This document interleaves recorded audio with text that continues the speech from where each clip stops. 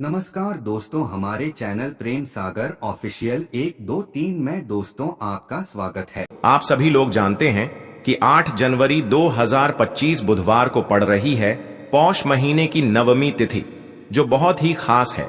और दोस्तों, ये वो नवमी तिथि है जो पौष महीने में बुधवार को पड़ रही है, तो इस दिन का महत्व और भी अधिक बढ़ जाता है। और दोस्तों, इसी दिन किया जाने वाला पंडित जी द्वारा बताया गया 3 शमी के पत्ते वाला उपाय आप लोगों को जरूर करना चाहिए, क्योंकि दोस्तों ये एक ऐसा उपाय है जो कि हर दिन नहीं किया जाता। पौष महीने में जो नवमी तिथि आती है उसी दिन किया जाता है, क्योंकि पौष महीने में शमी के पौधे का भी बहुत ही बड़ा महत्व होता है।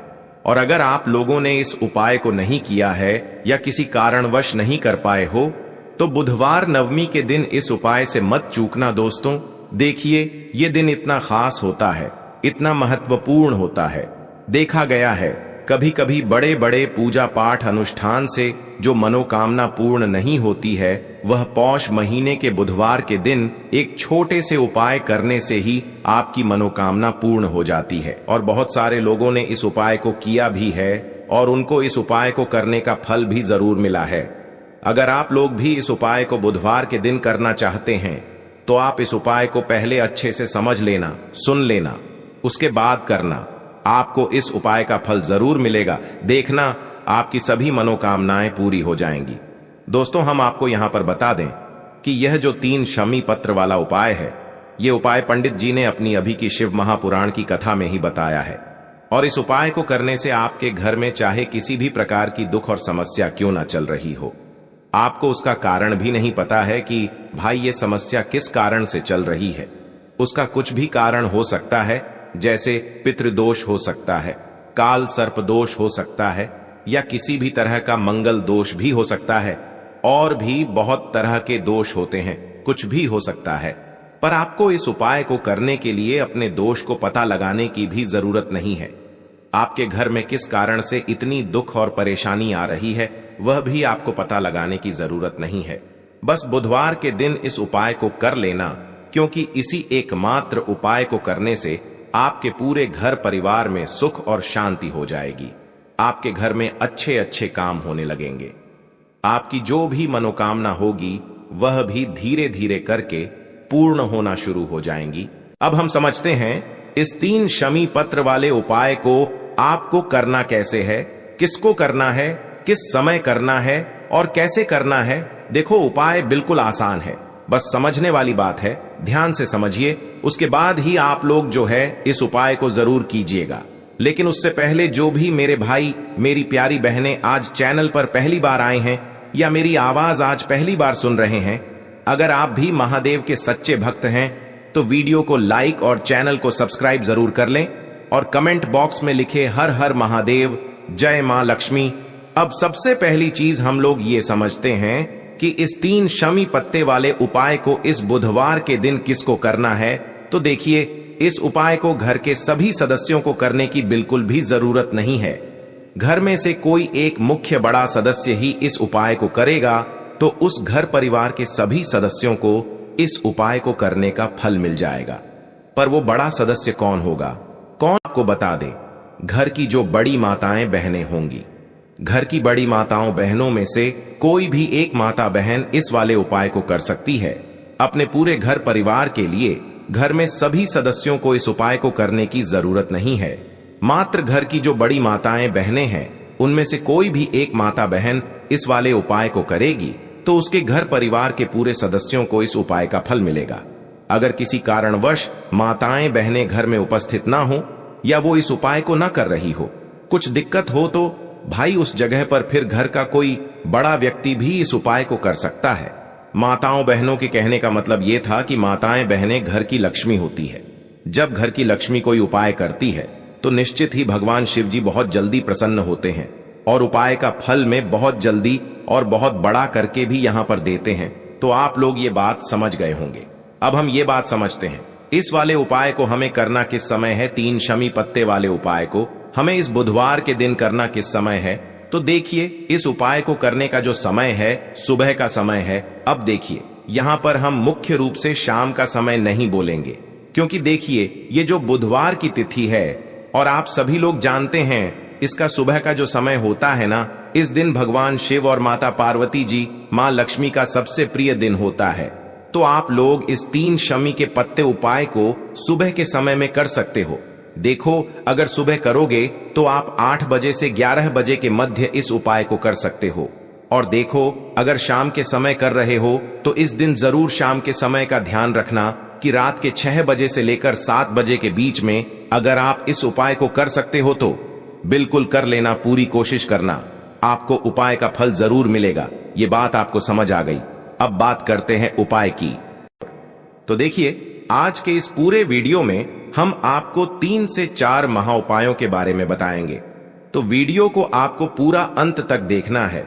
देखिए, पहला और दूसरा उपाय बहुत ही खास है और तीसरे उपाय को करने से जो आपका अटका हुआ पैसा है, आपका जो अटका हुआ धन है जो आपको मिल नहीं रहा है, तो वो आपको प्राप्त होगा और आपकी सारी समस्या समाप्त हो जाएगी और आपकी सारी मनोकामनाएं परिपूर्ण होगी। तो चलिए, सबसे पहले हम जान लेते हैं पूज्य गुरु जी द्वारा बताए गए पहले महा उपाय के बारे में। इस उपाय के लिए सबसे पहले तो आपको मात्र 3 शमी पत्र लेने होंगे। इसी के साथ में आपको मात्र थोड़ा सा शहद लेना है। शहद आप मात्र 1 चम्मच या फिर उससे भी कम लें। और इसी के साथ में आपको मात्र एक तांबे के पात्र के अंदर अपने घर से शुद्ध जल लेना है।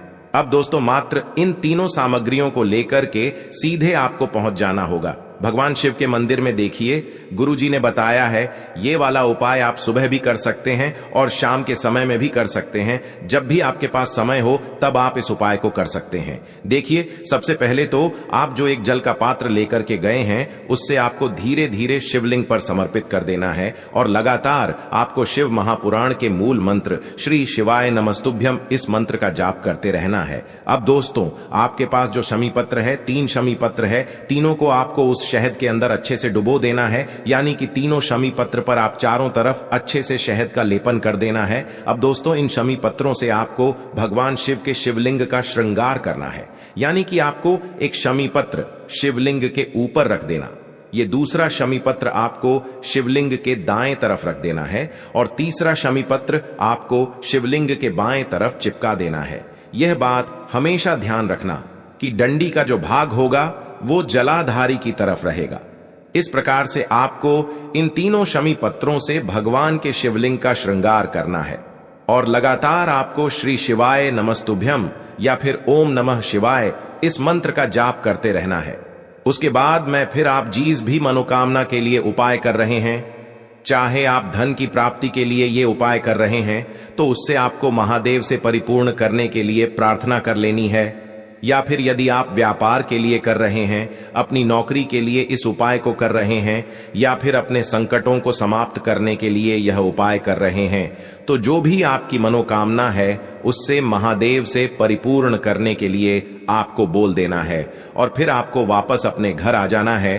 पूज्य गुरु जी कहते हैं कि यदि आप इन शमी पत्र से और वो भी बुधवार के दिन शिवलिंग का श्रृंगार करते हैं तो महादेव आपकी जो प्रार्थना है उसे बहुत ही शीघ्रता से स्वीकार करते हैं और आपकी सब मनोकामनाएं पूर्ण होने लगती हैं और महादेव आपकी जिंदगी को भी सिंगार देते हैं। चलो अब बात करते हैं हमारे दूसरे उपाय की तरफ। देखो, इस उपाय के लिए आपको लेना है एक गोल बाती का दीपक। आप चाहें तो मिट्टी का ले सकते हैं या फिर घर से शुद्ध आटा मढ़कर उसका दीपक आप तैयार कर सकते हैं। इसके बाद आपको लेना है शुद्ध गाय का घी। अगर वो नहीं है तो कोई भी देसी घी इस्तेमाल कर सकते हैं जिससे आपको दीपक प्रज्वलित करना है।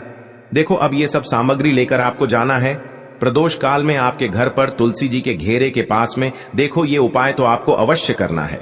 देखो, वहां पहुंचकर सबसे पहले वो दीपक आपको प्रज्वलित कर देना है और ओम नमो भगवते वासुदेवाय नमः का 11 बार जाप करना है। उसके बाद आपको अपने सीधे हाथ में थोड़ी हल्दी लेकर उस दीपक में अपना नाम और गोत्र बोलते हुए डाल देना है। उसके बाद माता लक्ष्मी से आपको प्रार्थना करना है कि हे महालक्ष्मी, हमारी सभी दुख तकलीफों को दूर करो। हे महादेव, हमारे सब दुख कष्टों को खत्म करो। इस भावना से आपको ये उपाय करना है। चलिए अब बात कर लेते हैं दूसरे उपाय की है। देखिए, इस उपाय के लिए आपको मात्र 5 हरे मूंग के दाने ले लेना। हरे मूंग के दाने आपको साबुत लेने हैं, खंडित नहीं होने चाहिए। इस बात का ध्यान रखें और इसी के साथ में आपको एक तांबे के पात्र के अंदर अपने घर से शुद्ध जल ले लेना है। अब दोस्तों, इन सभी सामग्रियों को लेकर के आपको सीधे पहुंच जाना है भगवान शिव के मंदिर में। देखिए, इस उपाय को भी आप सुबह भी कर सकते हैं और शाम के समय में भी कर सकते हैं। देखिए, भगवान शिव के मंदिर में पहुंचने के बाद आपके पास जो 5 हरे मूंग हैं, उनमें से पहला जो हरा मूंग है, आपको शिवलिंग के सामने जो नंदी महाराज होते हैं और उनका जो पैर उठा हुआ होता है, वहां पर आपको पहला हरा मूंग समर्पित कर देना है और आपको ओम नमः शिवाय इस मंत्र का जाप कर लेना है। फिर आपको दूसरा हरा मूंग लेना है और शिवलिंग पर जो श्री गणेश जी वाला स्थान होता है, वहां पर आपको यह दूसरा हरा मूंग समर्पित कर देना है। यानी कि शिवलिंग के सीधे तरफ आपको यह दूसरा हरा मूंग समर्पित करना है और फिर आपको ओम नमः शिवाय या फिर श्री गणेशाय नम इस मंत्र का जाप कर लेना है। तीसरा हरा मूंग का दान आपको भगवान शिव की सबसे प्रिय पुत्री माता अशोक सुंदरी वाले स्थान पर समर्पित करना होगा। शिवलिंग की जो जलाधारी होती है, जहां से जल बह करके आता है, उसी जलाधारी के बीच में जो कहीं कहीं उठी हुई लाइन होती है सांप की आकृति के रूप में, वहीं पर आपको तीसरा हरा मूंग समर्पित करना है और फिर आपको ओम नमः शिवाय इस मंत्र का जाप कर लेना है। अब दोस्तों, चौथा जो हरा मूंग है, उसे आपको भगवान कार्तिकेय जी का जो स्थान होता है शिवलिंग पर, वहां पर आपको ये चौथा हरा मूंग का दाना समर्पित कर देना है और आपको ओम नमः शिवाय इस मंत्र का जाप कर लेना है। अब दोस्तों, आपके पास जो 5वां और अंतिम हरा मूंग बचा हुआ है, उससे जल के पात्र के अंदर डाल देना है और इस हरे मूंग से युक्त जल से आपको भगवान शिव के शिवलिंग का अभिषेक कर देना है। जल आपको बिल्कुल धीरे धीरे समर्पित करते जाना है और लगातार आपको शिव महापुराण के मूल मंत्र श्री शिवाय नमस्तुभ्यम इस मंत्र का जाप करते रहना है। फिर आपको शिवलिंग के सामने बैठकर, यदि आप अपने बच्चों के लिए ये उपाय कर रहे हैं, यदि आप अपने बच्चों की बुद्धि, ज्ञान और विवेक के लिए उपाय कर रहे हैं, तो उसके लिए आपको प्रार्थना कर लेनी है, या फिर व्यापार में वृद्धि करने के लिए ये उपाय कर रहे हैं तो उसकी कामना करते हुए आपको प्रार्थना कर लेनी है, या फिर अपनी नौकरी के लिए कर रहे हैं, या फिर अपने इंटरव्यू के लिए, या फिर धन की प्राप्ति के लिए कर रहे हैं। जिस भी कामना के लिए आप उपाय कर रहे हैं, उसे परिपूर्ण करने के लिए आपको महादेव से प्रार्थना कर लेनी है और फिर आपको वापस अपने घर आ जाना है। पूज्य गुरु जी ने कहा है कि जो भी व्यक्ति इस उपाय को कर लेता है, तो यकीन मानिए आपके जीवन की जो सारे संकट, कष्ट और बाधाएं ही वो सभी समाप्त होंगे। अब हम बात कर लेते हैं तीसरे उपाय की। देखिए, इस उपाय के लिए आपको 2 दीपक लेने होंगे। दोनों ही दीपक आप मिट्टी के भी ले सकते हैं और दोनों ही दीपक आप शुद्ध आटा मढ़कर उनके भी तैयार कर सकते हैं। आटे के दीपक को सबसे विशेष माना गया है।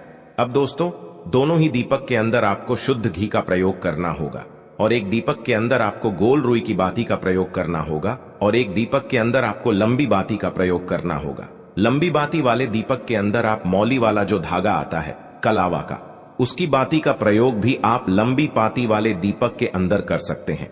देखिए, 2 दीपक वाला ये चमत्कारी उपाय केवल रात्रि में ही किया जाता है, इसीलिए आपको इस उपाय को बहुत ही ध्यान से समझना है। इसी के साथ में आपको 11 काले तिल के दाने लेना है और इसी के साथ में आपको मात्र 1 चुटकी हल्दी भी लेनी होगी। अब दोस्तों, यह सभी सामग्री लेकर के आपको रात्रि के समय पहुंच जाना है अपने घर में, जहां कहीं भी तुलसी जी का पौधा, तुलसी माता का निवास स्थान है, वहां पर। देखिए दोस्तों, सबसे पहले तो आपके पास जो एक गोल बाती का दीपक, उसे आपको तुलसी जी के वहां पर प्रज्वलित करना है। दीपक को प्रज्वलित करते समय आपको ओम नमो भगवते वासुदेवाय इस मंत्र का 11 बार जाप कर लेना है। अब देखिए दोस्तों, आप जो 11 काले तिल के दाने लेकर के आए हैं, उन्हें आपको अपने सीधे हाथ में रखना है और जो आपने गोल बाती वाला दीपक प्रज्वलित किया है माता तुलसी जी के वहां पर, उसके ऊपर से आपको इन 11 काले तिल को घाटी की दिशा में घुमाना है। आपको अपना नाम और अपनी गोत्र को बोल देना है और फिर आपको इन काले तिल को उससे जलते हुए दीपक के अंदर डाल देने हैं। देखिए, काले तिल भगवान विष्णु के पसीने से उत्पन्न हुए हैं और जब भी हम यह दीपक बुधवार की रात्रि में प्रज्वलित करते हैं, तो इससे हमें हमारे कर्ज में राहत मिलती है, हमारे जीवन में धन प्राप्ति के नए नए मार्ग खुलते हैं, हमारा अगर कोई भी कार्य रुका हुआ है तो वह भी परिपूर्ण होता है। देखिए गोल बाती का जो दीपक है, विशेषकर हम माता तुलसी के वहां पर भगवान विष्णु और माता लक्ष्मी के निमित्त प्रज्वलित कर रहे हैं। इस प्रकार से आपको ये दीपक प्रज्वलित कर देना है। अब जो आपके पास लंबी बाती का दीपक है, एक चुटकी हल्दी है, तो इससे आपको लेकर के पहुंचना है अपने घर के मंदिर में। आपके घर के मंदिर में माता लक्ष्मी की जो भी प्रतिमा ही मूर्ति है, उनके सामने सबसे पहले तो आपको ये लंबी बाती का दीपक रखना है। फिर आपको दीपक को प्रज्वलित कर देना है। दीपक को प्रज्वलित करते समय आपको ओम महालक्ष्मी नमः इस मंत्र का जाप करते रहना है। अब दोस्तों, आपके पास जो एक चुटकी हल्दी है, उसे आपको अपने सीधे हाथ में रखना है और इस एक चुटकी हल्दी को आपको उस दीपक के ऊपर से 11 बार घड्डी की दिशा में घुमाना है और आपको ओम महालक्ष्मी नमः मंत्र का जाप करते रहना है और इस एक चुटकी हल्दी को आपको उसे दीपक के अंदर डाल देना है। देखिए, एक चुटकी हल्दी वाला जो दीपक है, आपके जीवन से दुर्भाग्य को समाप्त करता है। माता लक्ष्मी की आपको कृपा प्राप्त करवाएगा। धन प्राप्ति के आपके जीवन में नए नए मार्ग बनाएगा। गुरुजी द्वारा बताए गए ये सब सिद्ध उपाय है। दोस्तों, इस वीडियो में हमने आपको गुरुजी द्वारा बताए गए 3 से 4 बहुत ही चमत्कारी उपाय बताए हैं, जो आपको करने हैं। उपाय से लेकर कुछ भी पूछना है तो कमेंट बॉक्स में पूछ सकते हैं। उपाय को करते समय किसी भी प्रकार की गलती ना करें।